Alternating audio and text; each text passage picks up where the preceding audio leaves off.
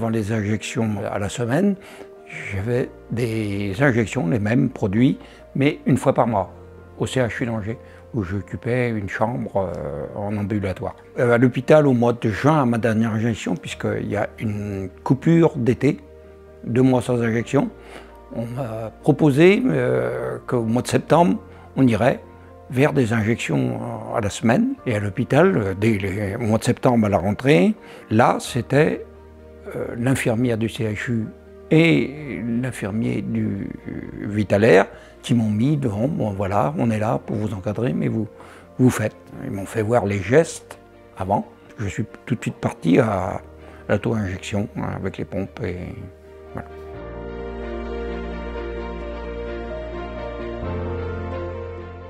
Moi, ce qui me stressait, c'est un petit peu la partie préparatoire, ne pas oublier une seringue, une pompe, vérifier si les batteries sont toutes bien chargées pour pas que ça s'arrête en milieu d'injection.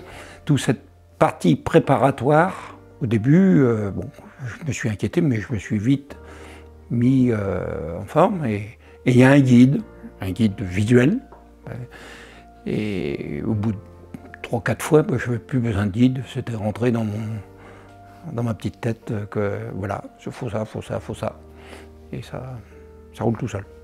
Vitalaire met à disposition le matériel nécessaire pour la perfusion, donc la pompe ambulatoire qui permet la délivrance du traitement en continu, qui est associée à la seringue de perfusion qui permet de prélever en fait le traitement dans les flacons avec l'aide du bouchon de transfert de perfusion. On a également les cathéters sous-cutanés qui sont soit doubles, soit simples, qui permettent de piquer le patient sous-cutané pour la délivrance du traitement. On retrouve également le set de soins qui comprend les compresses et le set stérile pour faire le soin dans de bonnes conditions d'hygiène et d'asepsie. Le pansement qu'on utilisera à la fin de la perfusion, et quand tout est prêt, on peut mettre la pompe dans sa pochette de transport pour que le patient soit libre de ses mouvements en toute sécurité.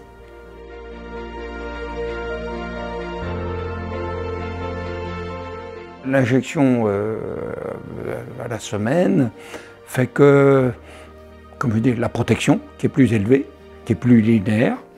Et bon, après, c'est du transport en moins.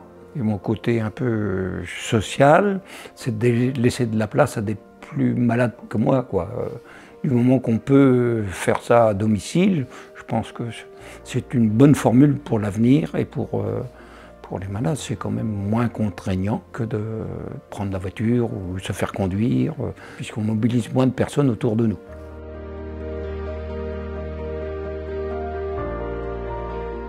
Mes injections, mes médicaments, je les commande à l'avance à la pharmacie hospitalière.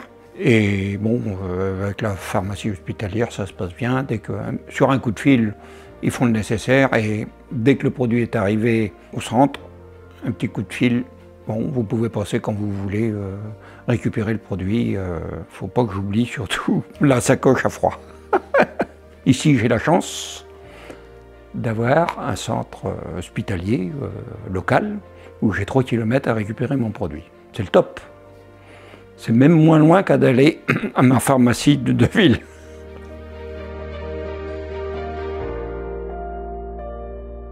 Vitalaire, ça faisait partie du protocole dès le départ, que les premières injections, j'allais être accompagné. Une fois que j'allais être autonome tout seul, je partais, je roulais tout seul. Et que tous les mois, il y avait une visite de quelqu'un de Vitalaire, une infirmière d'ailleurs, qui vient voir comment que ça s'est passé. Si je prenais bien, je notais bien et j'étiquetais bien le suivi des produits sur le carnet adéquat tous les mois, pendant 3 mois. Pour l'organisation de Vitalaire, moi je trouve que ça a été le top. Moi je ne me suis pas posé de questions. Je me suis senti accompagné de A à Z. À la mise en place, il y a eu une documentation importante, le tenant et les aboutissants, et un visuel dans la pratique, qui est à la portée de ma main tout le temps. Au niveau de la fourniture, des pompes, de tout ce qui est du consommable, tout a été prévu. Mais ça, je savais, là-dessus, les choses, dès le départ, c'était très explicite. J'ai plus qu'à m'auto-gérer au niveau de mes injections. J'oserais dire que maintenant, au niveau du stress, J'en ai plus. J'ai plus de stress, même pas pour me faire l'injection, tout. Je fais ça comme je déjeune le matin. Pareil. Les suivis avec l'infirmier vitalaire sont l'occasion de faire le point avec le patient sur son traitement, sur les difficultés que le patient aurait pu rencontrer avec son traitement depuis le dernier suivi. Et c'est l'occasion de revalider les prochains rendez-vous médicaux qui sont prévus et d'en faire un compte-rendu qu'on remettra au médecin suiveur à l'issue du rendez-vous.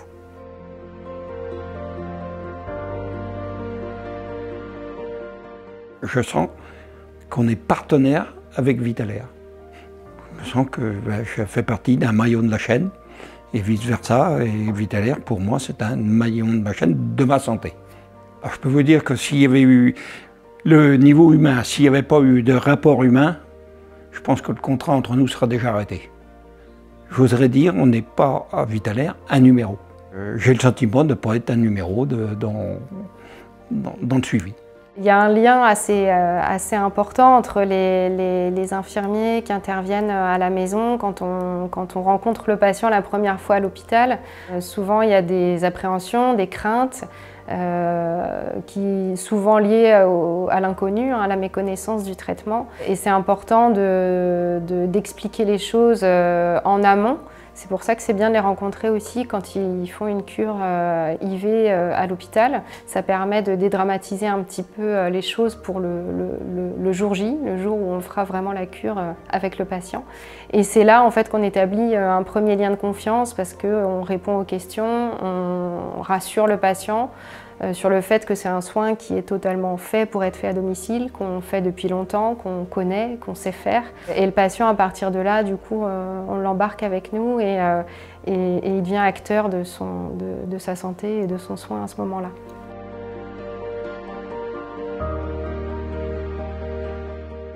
On ne peut pas avoir peur de soigner. Il y a un peu de contrainte, il y a de la discipline, mais c'est pour le bien du patient. Pour moi, je n'ai pas le sentiment d'être un assisté permanent. Voilà, c'est de l'autonomie, c'est de l'assistance, je dirais plus intellectuelle que de l'assistance physique. Mais pour quelqu'un qui a des craintes, et ça, on peut l'entendre, faut qu'il rencontre des gens, qu'il y ait des témoignages. Et pour moi, ça va tellement de sources que j'ai pas trop d'arguments à part dire qu'il n'y a pas de crainte à avoir. Si je dois passer un message à des futurs patients dans ce processus, pas de crainte, de la liberté. On le fait dans son milieu. Il y a de la souplesse quand même parce que c'est à une demi-journée près, on peut recevoir du monde. On est quand même autonome. Même une fois qu'on est injecté, on peut aller aux toilettes, on peut aller faire ce qu'on veut dans la maison. En fait, la contrainte, elle ne dure qu'au moment de l'injection, de la préparation de l'injection. Une fois qu'on est, j'oserais dire, connecté avec la pompe, on est libre de tout mouvement. Alors on est beaucoup plus libre qu'au CHU, parce que c'est plus facile de se promener avec la pompe qu'avec la perf.